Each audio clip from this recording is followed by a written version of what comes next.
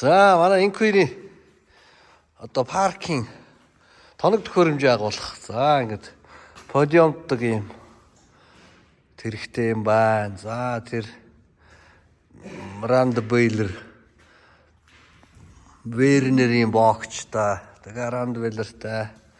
За ингээд энэ ч одоо Орос трактор Белорус.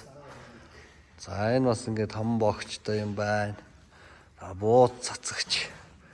За жижиг Япон трактор харагдж байна. За энэ чи их гоё юм шиг биш үү энэ. Фойлын дотор тавих уу? Бас уралдана. Энэ юу юм? Бартаа одоо өхөр гаргаж байгаа гэж чинь 45 мм. Оо зөө. Тэгэхээр бас энийг ончин.